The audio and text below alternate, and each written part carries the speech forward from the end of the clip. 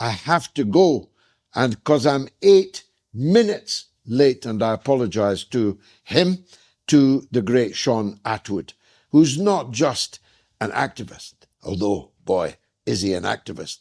He's a true crime YouTuber, a public speaker with millions of followers around the world. And Shaun, please accept my apologies for keeping you waiting. I'm very glad to see you again. It's been some time. Obviously, I'd like to talk with you mainly about the Epstein affair. Let me start close to home. How does a threesome of Jeffrey Epstein, Ghislaine, Maxwell, and Boris Johnson sound to you? And is he the third man? I'd just like to say congratulations to all the survivors we've been collaborating with, Epstein survivors, and that includes Virginia, R.I.P. Virginia. If Virginia could see this photo of Andrew on all fours like a demon-possessed canine hovering over this woman, I think she would be patting herself on the back right now. In private correspondence, we learned that Virginia alleged that Prince Andrew was roughing the girls up. So this is, absolutely foul. But the brilliant thing about this latest release is that they are all at it, and now we know it. We cannot trust any of them.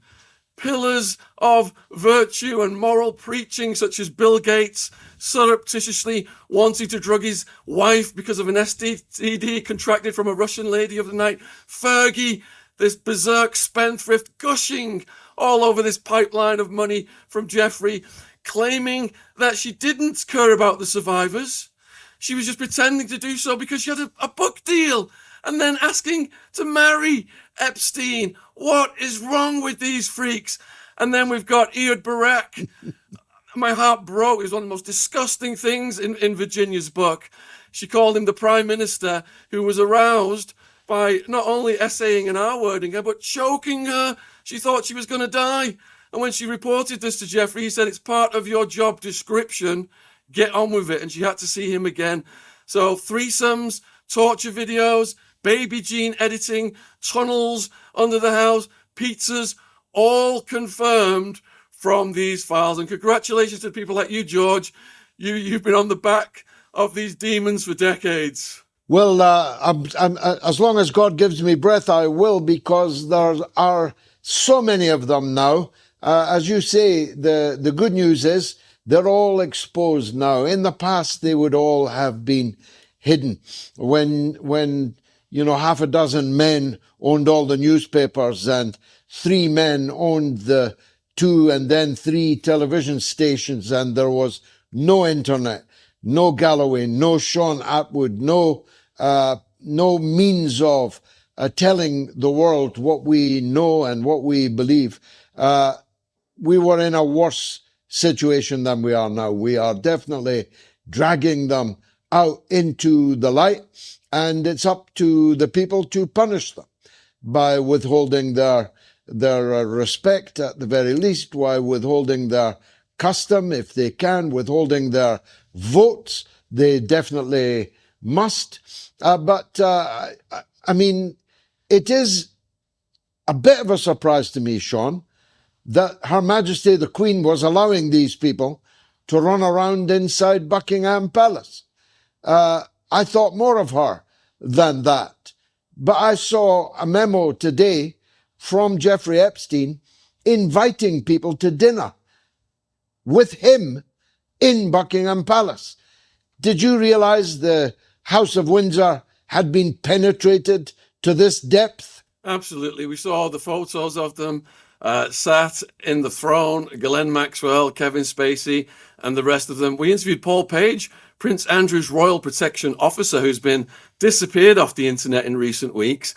And he said that they knew full well that Jeffrey's conviction, it was going to cause problems for Andrew. And Andrew was advised by his Royal Protection Officers not to go. But he's just so condescending, know-it-all. He overrode the advice given to him by his own protection detail and went there anyway after the conviction. So you've got a low IQ idiot like Prince Andrew running his own show. You've got Fergie, who's another low IQ person, just trying to monetize the royal family, versus the Clintons.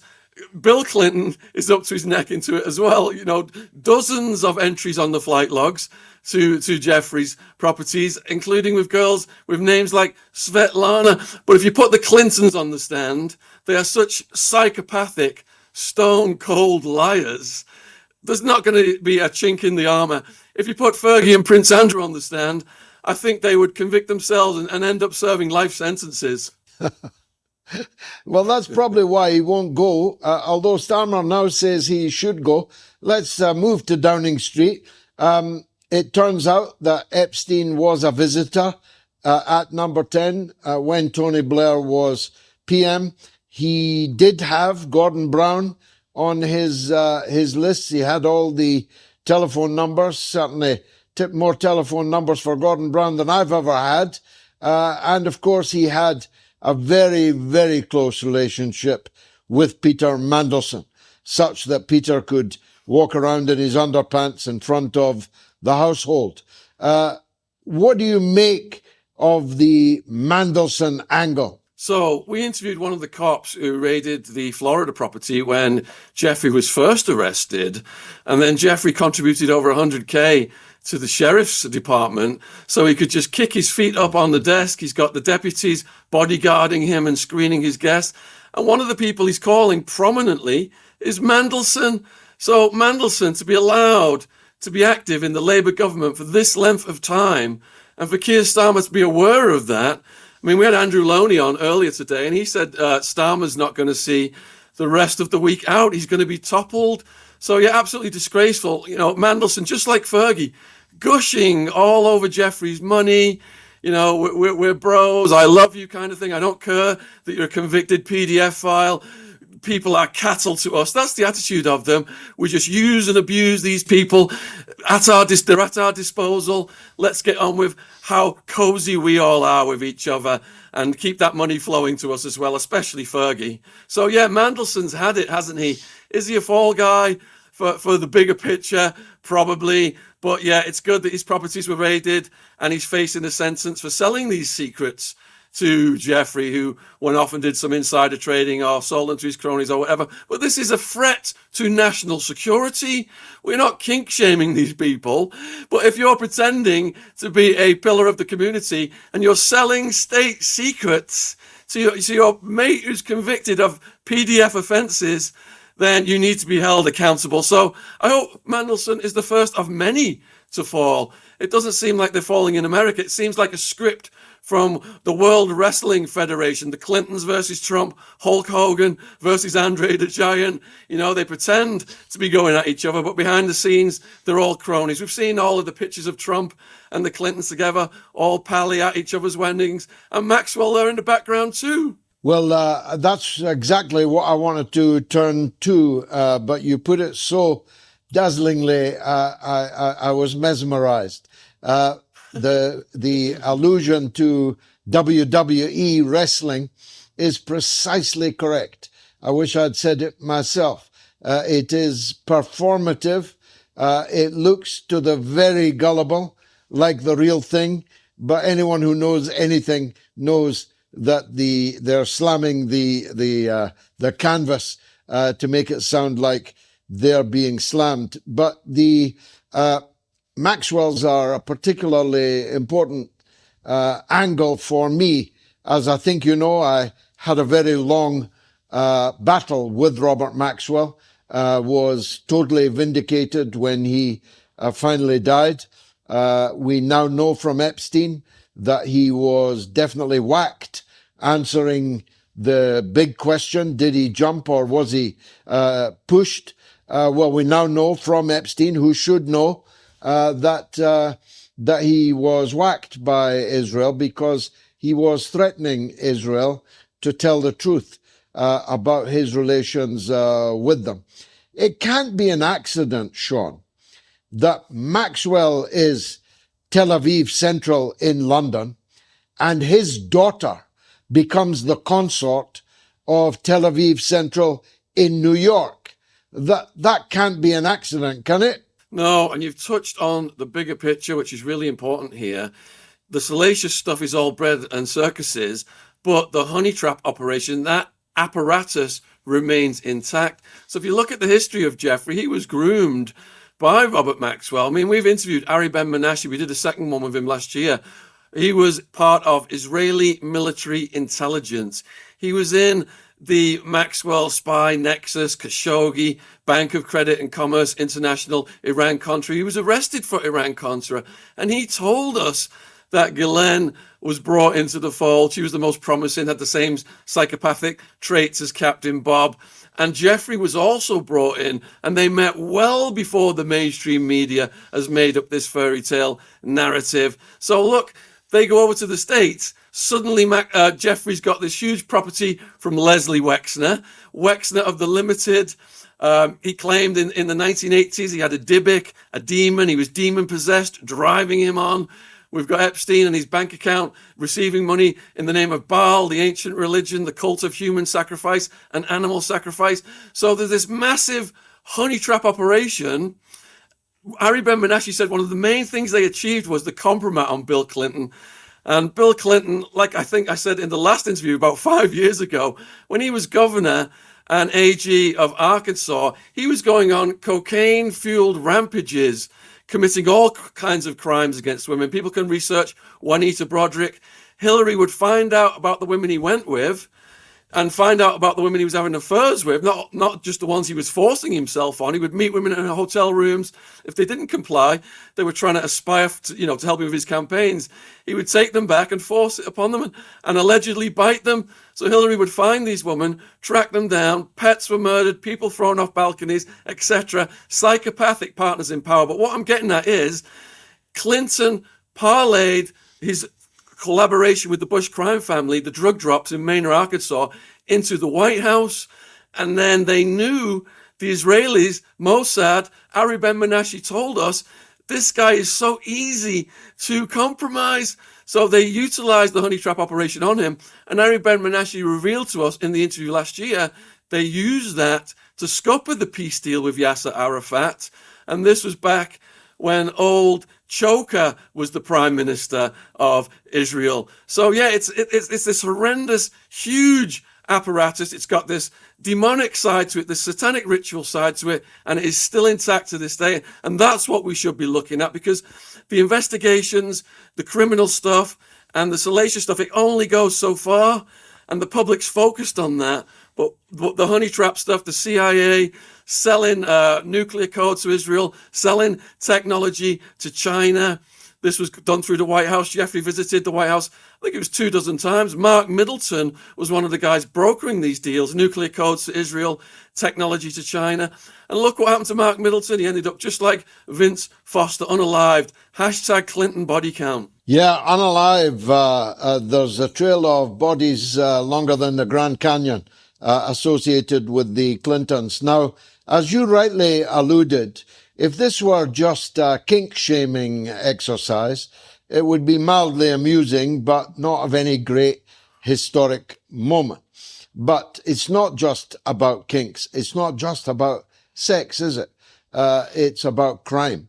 And the crimes now being alleged, we don't know if they'll ever make it into court to be called proved, but we can definitely refer to them as alleged, go far and wide. They include murder, they include cannibalism, they include genetic mutilation, they include all kinds of, well, frankly, fascistic manipulation of the human person, of the human soul. They include, of course, we now know from his own hand, the research into sperm manipulation, where in a lab in Ukraine. We know he was involved in Ukraine, in Somaliland, in all kinds of places, doing all kinds of things. I can't shake the view, I'm a believer, that this man Epstein was Satan himself. It kind of, if there is a Satan in the world, it kind of has to be him. Absolutely, George. And let me back that up with some of the emails. So in one of the emails, we have got, it's from Redacted to Redacted. Redacted spoke of this going on at Zorro Ranch. She said on record that Epstein offered her money to do this, birth babies for black market use. And we interviewed Juliet Bryant, God bless her. She was on the flight with Clinton, Kevin Spacey, and Jeffrey going over Africa, hiding behind this cloak of charity while these horrendous things were going on to her. And I spoke to her mum as well. We did an interview with her last year. And Juliet told us that she woke up in the Zorro Ranch and she was in pain and she felt that her womb and the organs had been tampered with. And then you've got the famous Robert Trivers sending an email to Jeffrey Epstein. It is very simple. I will compare male to female with female to male. With greater molecular control over development, we are increasingly capable of producing novel phenotypes. More feminine men by blocking testosterone receptors at the same time, etc. But let me scroll down a little bit. The first is attractive. He is a woman with man parts, so that if your fantasy is to suck a man's man parts, otherwise you are completely heterosexual, it'd be much nicer if the rest of the organism is female. Then you get the best of both worlds. So many trans women are very attractive and easily make money, which in turn, they assert promotes their lady of the knighthood, let's say, since they have to pay hefty fees for injections every week. But they are sexually happy. Once you have reached manhood, even castration does not prevent the sensation of organism. So he's talking about heavy testosterone dosages to females, incredible external effects, heavily bearded men. You would never guess they had a female body in their bone. This is absolutely diabolical. If they have created these people, what kind of a future does this birth for them? Well, of course, if this was Fred West we were talking about, the serial killer or any of the American serial killers, that would be one thing. But the man that you're talking about, that I'm talking about, was rubbing shoulders, at least shoulders, with the crowned heads of Europe, with the political elite of the Western world, with the business and media elite of the Western world.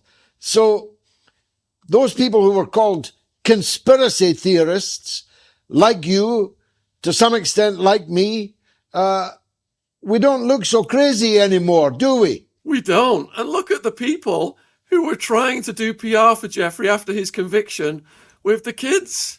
You got Richard Branson concocting a scheme where they're going to have Bill Gates say that Jeffrey's a great guy, he's a wonderful advisor, he just messed up, slept with a 17-year-old because he's a horny man, and that's normal. And then you've got Bannon. I've just watched a 2-hour interview with Bannon, where Bannon's going, similar themes. It's like these cretins are flexing high school knowledge to each other, thinking they're so smart and they're going to outwit the planet by reinvigorating this guy's image from convicted PDF file to a wonderful man, a humanitarian, a philanthropist. Juliet Bryant's mum said she spent an hour on the phone with Jeffrey, and all he was doing was bragging about what a great philanthropist he was. And she also pointed out, if you look at the island, it's quite grimy. Why would these elites want to go and spend time on this island unless it was for the pipeline of underage girls that Jeffrey Epstein was provided? So yeah, decades ago, people talked about this. They were called crackpots, but now the veil has been lifted and we are seeing right in there, folks, and it's great. And even though they're hiding 3 million more files, I hope we get to see some of that and even more is revealed, George.